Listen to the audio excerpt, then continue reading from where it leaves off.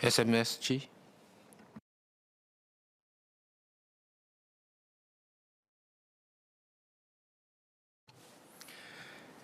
Mr. Speaker, I would like to thank members for their support of the bill and for their suggestions. Indeed, as honourable members have pointed out, facilitating trade is critical to Singapore's survival as a small and open economy, and our FTZs play an important role in supporting this. It is why we are making the amendments in this bill. They will keep our regime updated and responsive to the evolving threats so that we remain a trusted and competitive trading hub. Members raised questions around 4 themes. 1, whether the proposed amendments are necessary and adequate to deal with evolving threats faced by our FTZs. 2, whether the revised FTZ regime will affect business costs, lead to operational delays in cargo flows, and affect our overall competitiveness. 3, the accuracy of and safeguards around the data collected. 4, how FTZ operators are licensed and regulated. Sir, I will address them in turn. First, on the adequacy of the legislative amendments to combat and prevent illegitimate trade raised by Mr. Sean Huang, Mr. Edward Chia, Ms. Mariam Jaafar, and Associate Professor James Lim. Enhancing our FTZ regime is a constant endeavour. Even as we enhance the regulatory regime with this bill, we must expect criminals to find new ways to circumvent the rules.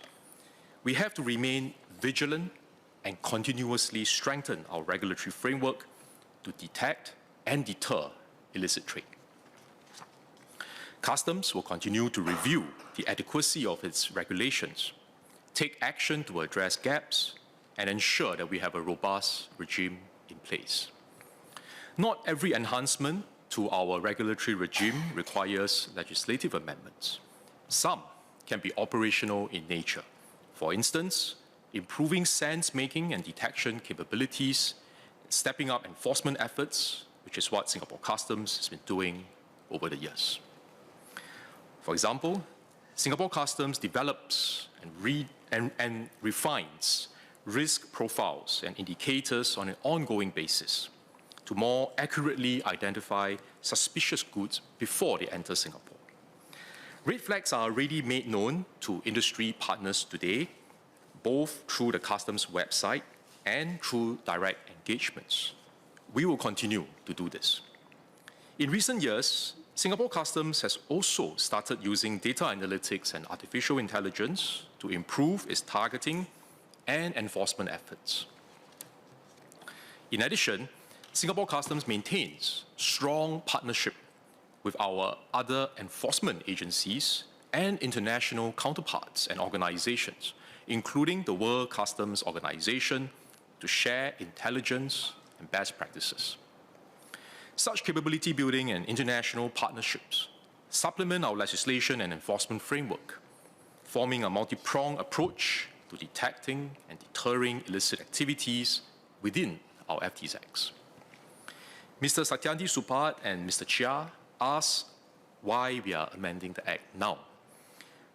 Sir, we need to keep our regulatory regime updated as the risk of illicit trade grows and criminals become more sophisticated. Stronger levers will supplement Customs' broader efforts that I've just described to build a trusted and competitive trade facilitation regime. Let me now address the second theme that members have raised: the impact of the revised regime on business costs, operational efficiency, and our overall competitiveness. The proposed amendments seek to strike the right balance between better governance and preserving our pro-business environment. Most of the new requirements introduced in the bill are practices currently performed by the FTZ authorities, such as ensuring the security of the FTZ and reporting any goods that contravene the law. The proposed amendments seek to consolidate, standardize, and codify these requirements under the FTZ Act to ensure consistent implementation across FTZs and a more robust regulatory regime. We do not expect the new data submission requirements to be disruptive to trade. This is because the additional data that we are requesting from cargo agents are existing fields in the bill of lading and airway bill. They are standard information already provided today for the voyage and transport of goods. The submission timelines under the FTZ regime are also aligned with current industry norms. We will facilitate transmission of the data collected by the cargo agents to customs via existing systems where possible. In proposing these amendments, we have consulted key industry stakeholders to ensure that these changes are designed and implemented in such a way to minimize the costs and compliance burden for companies, including our SMEs. Implementation of the provisions under the revised Act will be phased in from early 2024. As part of this, clauses 25 and 27 of the bill provide for a 6-month transitional period to allow companies time to adjust. Let me now move on to the third theme, which relates to the collection and safeguarding of cargo data. The proposed amendments will empower Singapore Customs to collect specified cargo data in advance of vessel arrival in Singapore. This will strengthen the ability of customs to detect suspicious goods prior to their entry into Singapore and facilitate the conduct of timely interventions by our public agencies. Mr. Yip Hong Wing asks how we can ensure that the data provided is accurate. Indeed, criminals will not declare accurate data about their illegal goods. And this is where Singapore Customs sense-making and intelligence capabilities come into play to detect discrepancies in the data submitted, to pick out suspicious shipments, and perform additional checks. Mr. Ip and Mr. Huang also asked how the data collected will be treated and managed, including cybersecurity requirements and other safeguards. The transmission of cargo data to Singapore Customs will need to abide by the data management and cybersecurity standards set by the government, such as those under the Cybersecurity Act. All cargo data collected by Customs will be subject to the data confidentiality provisions in the new Section 16A of the FTZ Act, which are consistent with our other laws pertaining to data protection and secrecy. In short, data collected cannot be disclosed without prior written consent of the related parties. This also applies to requests by foreign law enforcement authorities. Exceptions pertain only for specific circumstances, for example, to enable officers of customs to investigate suspected offences, or to enable our public agencies to collect, compile, and analyze such data for the purposes of national security. The fourth and final theme relates to the proposed licensing regime for the FTZ operators, the new powers granted to the Director General and officers of customs, and the government's approach to enforcement. Mr. Satyandi asked if the powers granted to the officers of customs are new, and if so, how customs officers are empowered to carry out enforcement in the past. Currently, officers of customs carry out inspections and enforcement within our FTZs by drawing on the powers granted to them under the Customs Act and the Regulation of Imports and Exports Act. The proposed amendments will help to set out and clarify powers that relate specifically to FTZs and consolidate these under the FTZ Act. Mr. Ip and Mr. Satyandi sought clarifications about the proposed licensing regime and provisions for revocation of all appeals when necessary. To qualify for an FTZ operator license, the entity will need to demonstrate its ability to effectively operate an FTZ. Singapore Customs will also take other relevant considerations into account, such as whether the entity has obtained the necessary approvals from other government agencies, for example, from the Civil Aviation Authority of Singapore or the Maritime and Port Authority. The FTZ operator license will be valid for 5 years, after which it can be renewed. This is a key lever for Singapore Customs, the FTZ regulator, to ensure that license holders meet the required standards for the proper and efficient functioning of the FTZ. I wish to assure Mr. Satyandi that license fees will be reasonable and will not impose a significant cost burden on the FTZ operators. Licensees who willfully and repeatedly fail to comply with the licensing conditions or provisions of the FTZ Act may have their license suspended or revoked. Other instances of non-compliance may attract penalties such as fines, imprisonment, or both. The penalty imposed will depend on the specific offence and will be tiered according to the severity of the offence. To Mr. Yip's question on whether there will be an avenue of appeal, the short answer is yes. Appeals against any penalties imposed are provided for in Section 18 of the FTZ Act. The appellant could appeal to the DG. If the appellant is aggrieved by the DG's decision, he or she may appeal to the Minister. Mr. Speaker, I wish to address one point that Associate Professor James Lim raised during his speech, where he gave an academic description of globalization and the impact on supply chains. So I do not agree with the way he has characterized how global trade will change. I think we recognize that there is a change in global supply chains, the reconfiguration of the global supply chains and trade flows. That part is obvious, and that part I think we agree. But what I think I do not fully agree with Associate Professor Lim is that because of these changes, trade flows will no longer be important, global trade will no longer be important, and therefore FTZs will no longer be important. I think that is not quite in line with what we have seen based on industry feedback.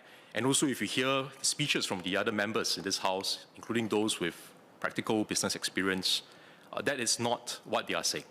That they believe that FTZs continue to play an important role in supporting our position as a trade hub. And, sir, if you look at PSA's container volumes this year compared to last year, it's not going down. In fact, this year, our container volumes for PSA continues to grow. That's why we need to invest for the future. We are putting in resources, building Tuas Port, expanding our container handling capacity. We are building T5 and Changi Airport, getting ready to be able to handle more passenger, more cargo. All this is because we know that even though globalization may affect global supply chains, the world still needs trade. And if we position ourselves as a trusted trade hub, competitive trade hub, we can still capture a slice of the pie. I also wish to clarify one example that Associate Professor James Lim mentioned in his speech, which is Le Freeport. He gave this as an example of how lack of compliance would affect its status as an FTZ. So I wish to clarify that Le Freeport, despite its name, is not an FTZ. It is a high-security warehouse facility located near Changi Airport that is modeled after similar institutions in Geneva and Luxembourg. Le Freeport Singapore offers climate-controlled storage solutions for both businesses and individuals, enabling storage of valuable assets such as art, wine, and precious metal, but it is not an FTZ. Mr. Speaker, let me conclude. Our trade facilitation regime today is highly competitive. The World Bank's Logistics Performance Index 2023, which ranks countries' performance on trade logistics, placed Singapore first in almost all categories, including customs and border management, trade-related infrastructure, and timeliness of shipments. This is not a given. Maintaining our status as a trusted hub for global trade takes constant, proactive effort by our agencies with support from our tripartite partners. Our industry, our unions, our workers, everyone has been working very hard to contribute to this outcome. This bill is part of that effort. The proposed amendments seek to enhance the regulation and control of goods that flow through our FTZs. They will strengthen customs' ability to detect and deter illegal actors from misusing our FTZs, while maintaining a business-friendly operating environment that minimizes compliance costs and facilitates efficient transshipment of goods. Today, we seek to formalize these amendments into law, and in doing so, put Singapore on a stronger footing to combat illicit trade and remain a critical node in global trade flows. This will help Singapore to safeguard our position as a global trade hub in the years ahead. Mr. Speaker, I beg to move. Clarifications for SMS, Associate Professor James Lim.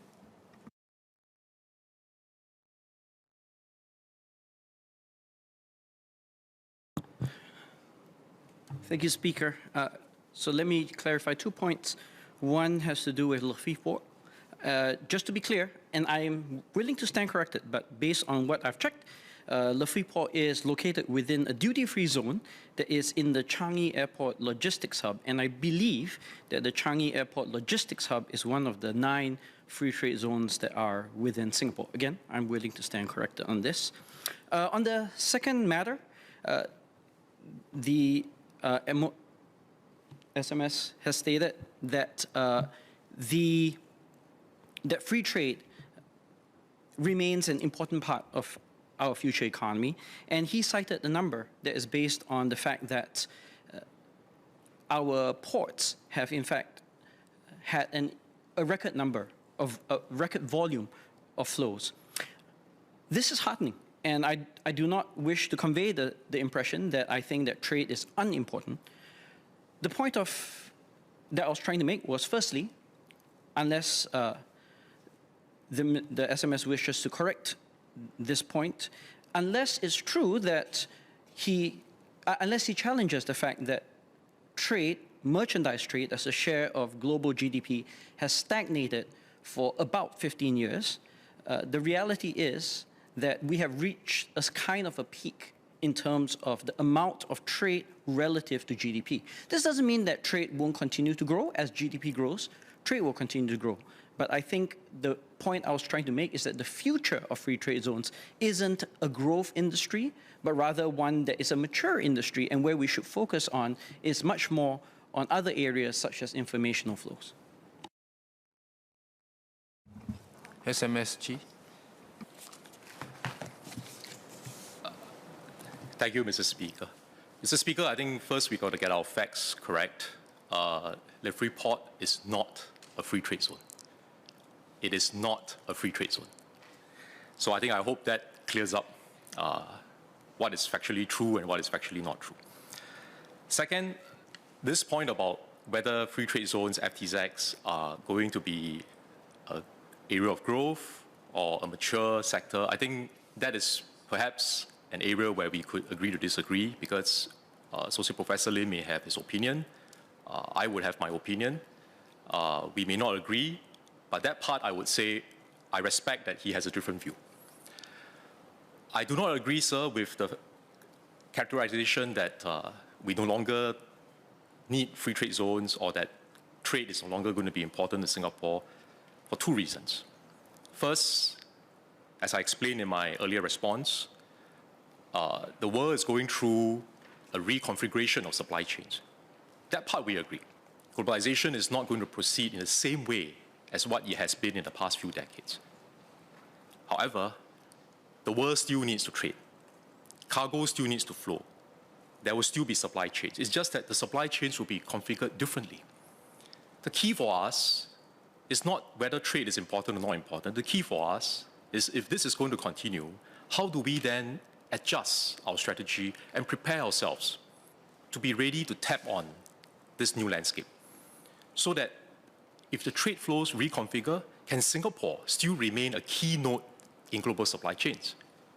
Now, this will then have an impact on whether in Singapore this will be a growth area or this will be a stagnant area. So I think that's how I view it.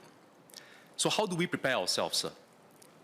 Investing for the future, I think the hardware part is clear. We need the capacity, T5, Tuas Port, I mentioned this. But even more important than the hardware, We need the operating systems. We need the workers to be ready. We need the workers to be trained. And I think this is the part that Singapore is also able to, because of our strong tripartite partnership, build a strong competitive ecosystem that will allow us to differentiate ourselves from the competitors. So if you look at COVID, where many airports and ports were disrupted, we kept our airport and ports open. We allowed supply chains to continue. We supported global supply chains to continue. In fact, Singapore was used as a catch-up port by many of the shipping lines.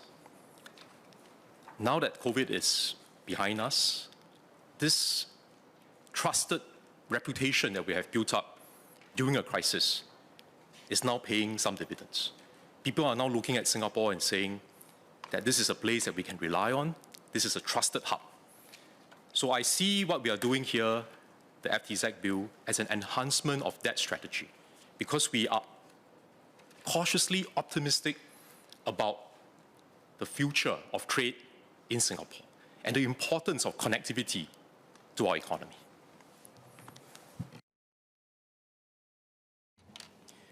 Any other clarifications for SMS?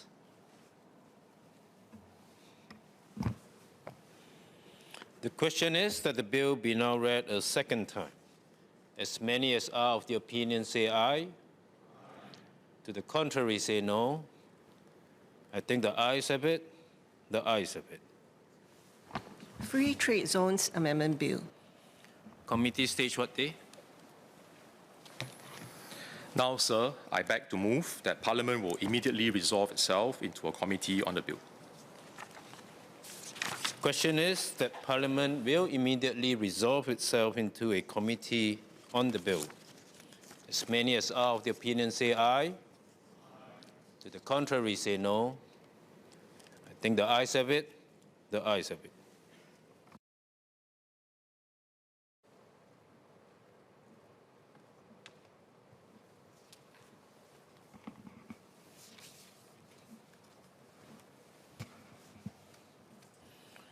The question is that clauses 1 to 27 stand part of the bill.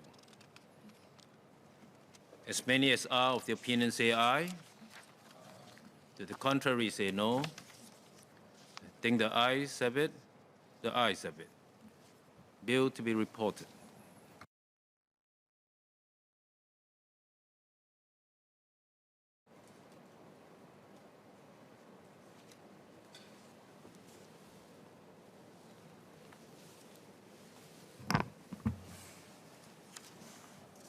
DPM and Minister for Finance, SMS Chee. Mr. Speaker, I beg to report that the bill has been considered in committee and agreed to without amendment. Third reading what day? Now, sir, I beg to move that the bill be now read a third time. The question is that the bill be now read a third time. As many as are of the opinion say aye. To the contrary say no. I think the ayes have it.